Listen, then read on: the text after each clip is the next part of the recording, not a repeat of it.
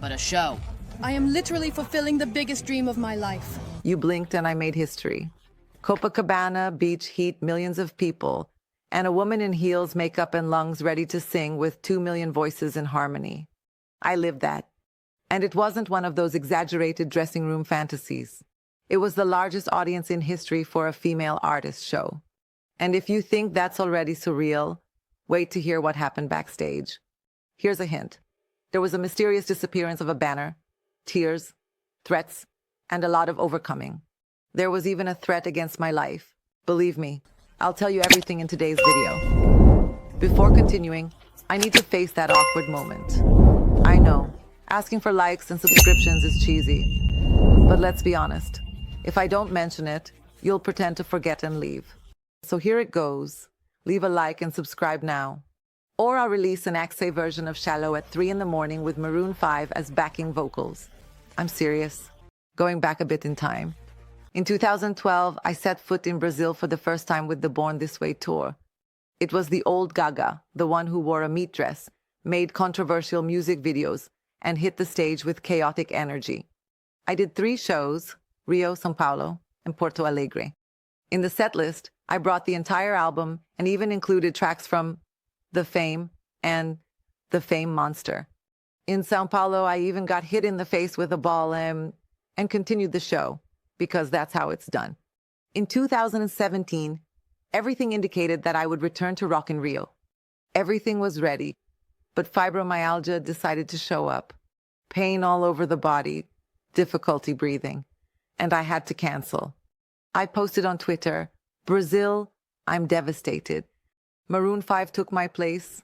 Life has its moments of irony." The tension returned in 2025 when a huge banner announcing my show disappeared inexplicably from the streets of Rio. The fans were in a panic. It seemed like it would be another cancellation, but not this time. I showed up, and I showed up to make history. This was the only show of the tour in South America. I had just performed at Coachella and in Mexico, but nothing came close to what happened in Copacabana. 70 tons of equipment, a gigantic stage. The initial estimate was 1.5 million people, but we surpassed 2 million. Even Madonna was left behind. The show had 2 sets of classics and several songs from my new album, Mayhem. I decided to fully return to pop. No Joker soundtrack or more experimental phases. It was dance, beat, sweat, and sparkle.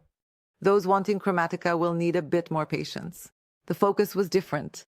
The event security was like something out of a Mission Impossible movie. There were threats, an attempted attack, and the seizure of bladed weapons. Police searched all the beach entrances. Despite the risk, the show went off without incidents. I felt safe and embraced by the audience's affection.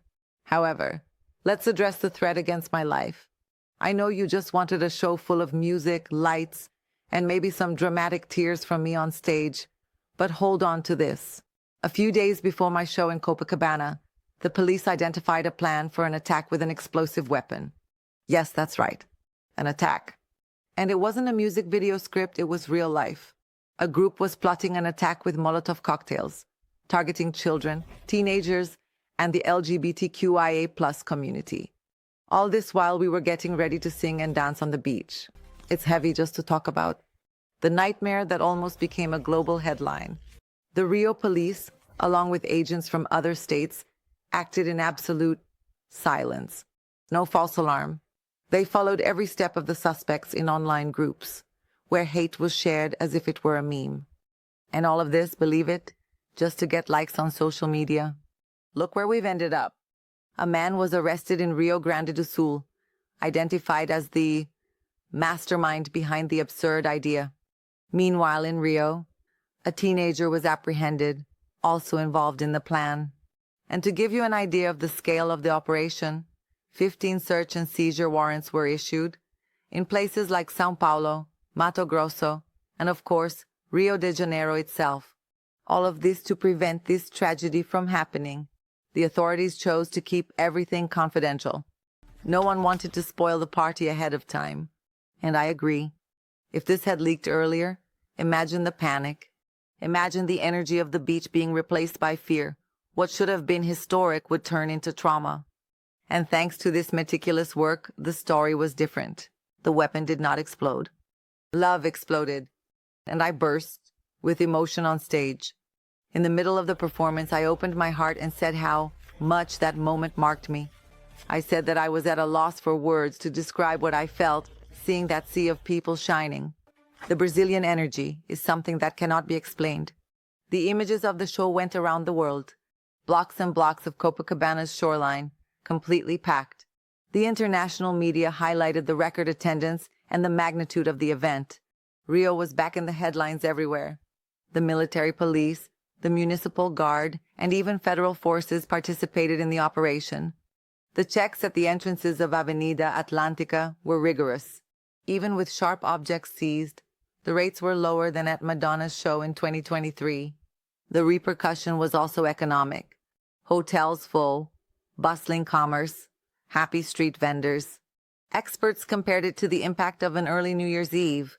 The event mobilized the entire city's infrastructure and attracted tourists from all over the world. And since you've stayed until now, I hope you don't forget to like, comment, and subscribe. If you don't do it, I'll release a gospel funk remix from my discography, complete with a video and choreography. And I'll tag you. With love, and a 20-centimeter high heel in opinion, Lady Gaga. The mother monster, who got hit in the face with a ball, canceled the show due to pain, and came back to break records in Copacabana,